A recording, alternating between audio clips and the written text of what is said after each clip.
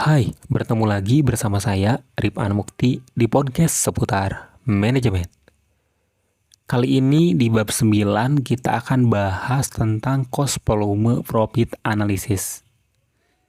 Nah, pada dasarnya tujuan utama perusahaan dibentuk adalah untuk memperoleh laba secara maksimal.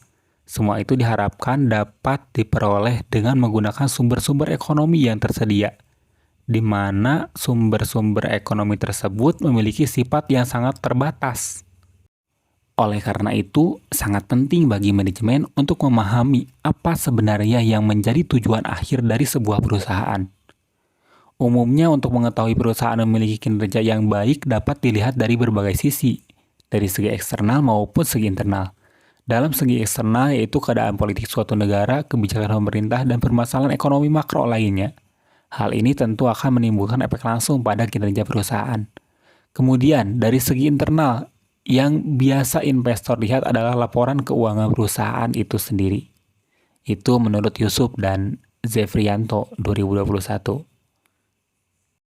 Oke, sekarang kita lanjut ke cost volume profit atau CVP. Nah, cost volume profit analysis merupakan metode untuk menganalisis bagaimana keputusan operasi dan keputusan pemasaran mempengaruhi laba bersih.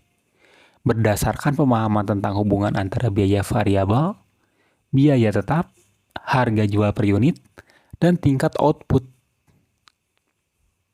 Nah, lalu apa sih komponen cost volume profit analysis?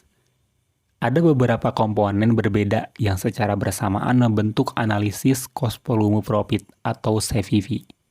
Komponen-komponen ini melibatkan berbagai perhitungan dan rasio yang akan diuraikan secara lebih rinci selanjutnya.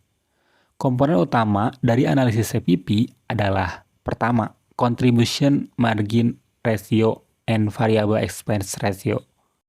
Nah, margin kontribusi sendiri merupakan selisih antara pendapatan atau penjualan dengan biaya variabel atau variable cost. Margin kontribusi akan digunakan untuk menutup biaya tetap, fixed cost, dan laba perusahaan. Yang kedua, yaitu analisis break-even point atau titik impas. Analisis BEP ini juga merupakan suatu cara untuk mengetahui volume penjualan minimum agar suatu usaha tidak menderita rugi, tetapi juga belum memperoleh laba. Dengan kata lain, labanya sama dengan nol. Dalam analisis break-even point memerlukan informasi mengenai penjualan dan biaya yang dikeluarkan. Laba bersih akan diperoleh jika volume penjualan melebihi biaya yang harus dikeluarkan. Sedangkan perusahaan akan menderita kerugian bila penjualan barang cukup untuk menutup sebagian biaya yang dikeluarkan. Dapat dikatakan bahwa titik impas. Nah, selanjutnya yang ketiga ada margin of safety atau MOS. Nah, margin of safety sendiri atau margin keamanan merupakan selisih antara rencana penjualan dalam unit ataupun satuan uang dengan impas dalam unit ataupun satuan uang penjualan.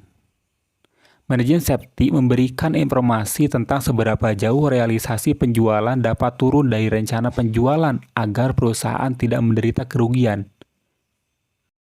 Oke, next. Selanjutnya kita akan membahas tentang asumsi dalam analisis cost volume profit. Nah, dari persamaan-persamaan yang telah dibahas di atas, ada beberapa asumsi penting yang perlu diketahui. Pertama, fungsi biaya dan pendapatan adalah linear. Kedua, harga dan biaya dapat diketahui dengan pasti. Ketiga, produksi sama dengan penjualan. Dan yang keempat, bauran penjualan bersifat konstan. Nah, mungkin itu aja sih yang bisa saya sampaikan di podcast kali ini. Dan terima kasih. See you next time.